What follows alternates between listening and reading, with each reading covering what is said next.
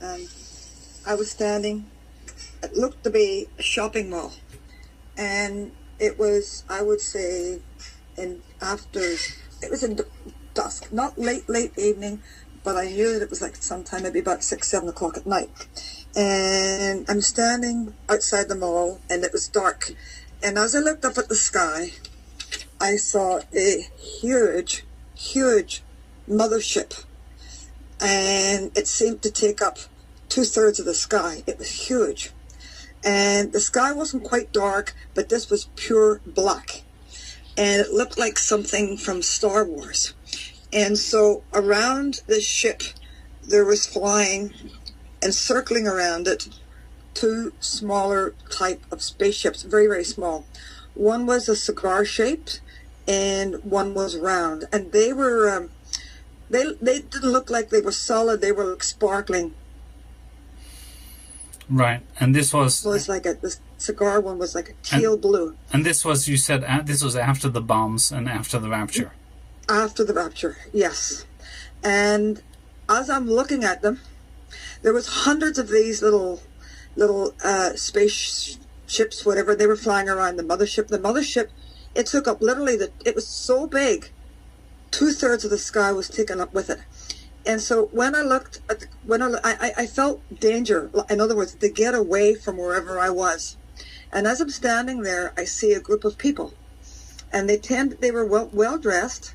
They were of Asian descent, and they were standing, and it was like they were transfixed, and they were just looking up at this with awe, like they were waiting on it to come down. And I knew there was a mass deception. And as I'm looking at it, this is a part is a little unexplainable. I saw like a huge bus, and it had to be parked near where the mall was. And one of the ships was transporting a message, including a video, onto this bus. And I was given to understand that no matter what language you spoke, you understood the message. It was given to everybody of all nations, all languages could understand this message. And as they're putting on the message, I'm watching this group of people. It's like they just wanted to be beamed up, and I couldn't understand it. It's like they had lost all sense of danger to get away from this thing. And as I'm standing there, I heard a voice say, "This will happen right after the rapture of the church." So that's how they'll explain it. Yes. So when I woke up, I thought, this can't be true, because I didn't read any of that in the Bible, and I wasn't too familiar with the book of Enoch. But I started to go online to see if anyone else was having these types of visions, and I came across a lady called Linda Carter, and she's in her late 80s or early 90s, and she had almost identical vision, and she actually had found a picture of the actual spaceship that I saw in the sky. How's that possible? The same thing. Yeah, because it's like a Star Wars spaceship. That's exactly what it looked like. Was it? I mean, how did she come across the picture? Was it drawn, or I don't know. She drew it. It was like it was a picture that came from, I guess, some space show, from a whatever, and she'd found it. Right. And I looked at it, and I said, "There it is. It was right there." Gotcha. Yeah, there's a lot of deceptions about. I mean, I've heard ex-CIA agents and people like that, giving interviews where they say, we have something that is way beyond holograms. It's almost like what you could call a physical hologram.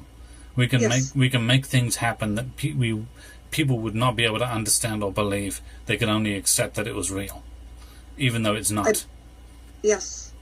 But it's way beyond the technology of mere holograms. And that's all he would say. I think he was being interviewed by David Paulides, who, if you don't know him, he's on the Missing 411 series. I've heard of him. Yeah, he investigates a lot of unexplained disappearances and looks into Sasquatch and things like that. But he reads a lot of stories, but he does a lot of research, and he's an ex-New York police officer who presents hard facts as well as he can. So he's a very, not just one of these nut job conspiracy theorist types. He actually does his homework. And so when he interviews people like this, it really takes it to a whole new level. Well, I believe that whenever this war breaks out, that they will actually land in our country with Chinese and Russian troops. Because I had a vision of that also. I saw big trucks about 10 years ago, like cattle trucks, and they had cages, and I saw an army of dark-skinned people, and they were herding everyone like cattle, tight pressed into these trucks, and they were using German shepherds. That makes me so sad. Yeah, and up in the sky, there was these looked like to be helicopters, because the sky was black with them, and it was an invasion, and they came straight down like a Harrier jet. They just bang came right back down to the ground. Yeah, offloaded with Asian troops. It just makes me so sad. Yes. If you go onto my YouTube channel ever and to the Dreams and Visions playlist and watch Band of Brothers there, you'll see that was one of the first visions I was given as a child, and I saw it was dark-skinned men who surrounded me, and they referred to each other as brother and so on. And I believe these were some of the possibly Muslim groups that have organized themselves and have training camps in all 50 states. Yes. And they picked me up and hoisted me on their shoulders, and they after I got out of a white car, and they took me to the town center where they were decapitating and burning bodies in the town square there.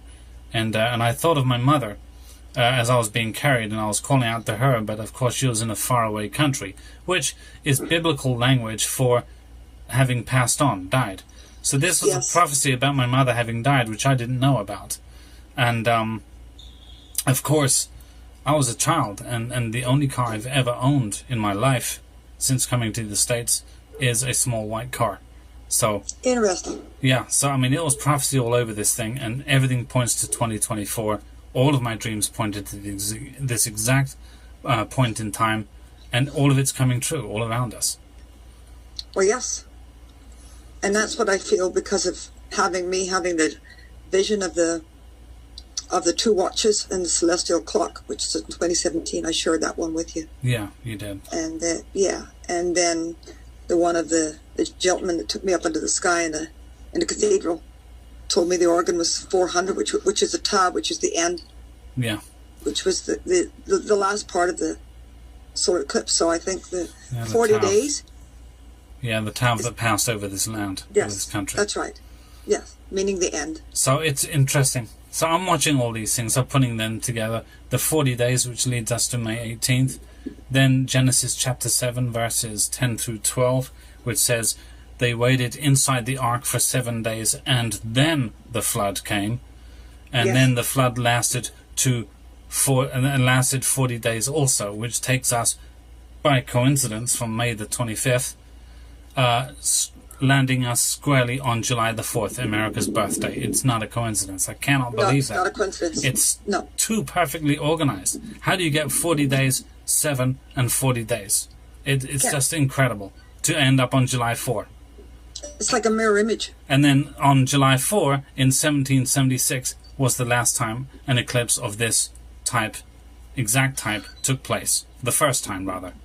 So God does everything in threes. Didn't something else happen significantly in 1776?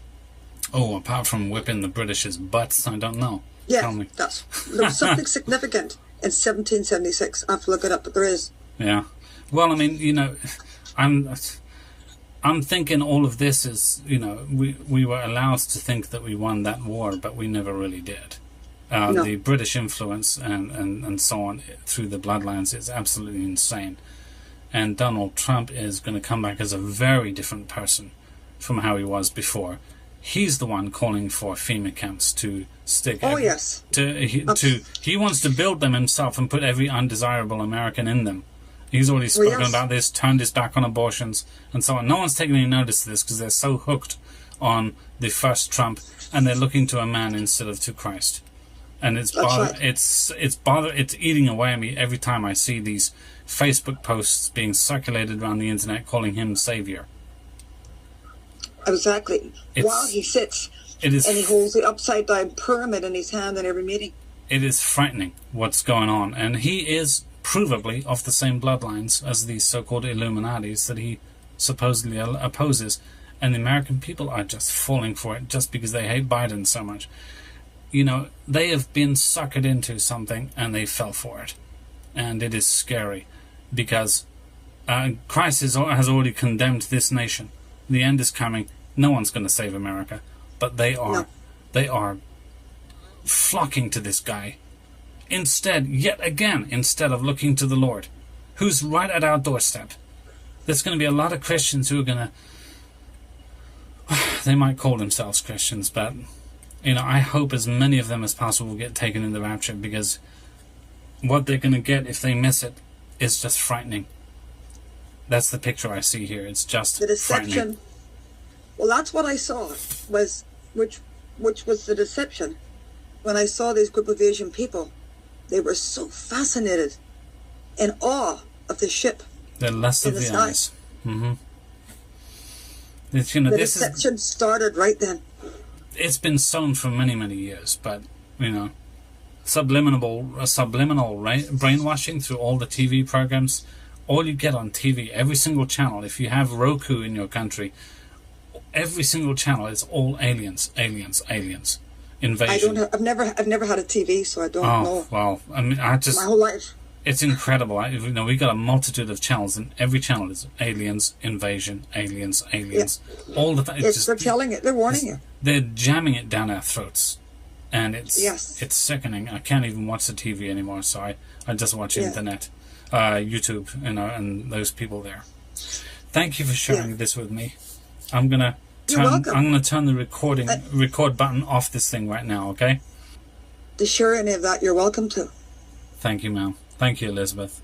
Yeah.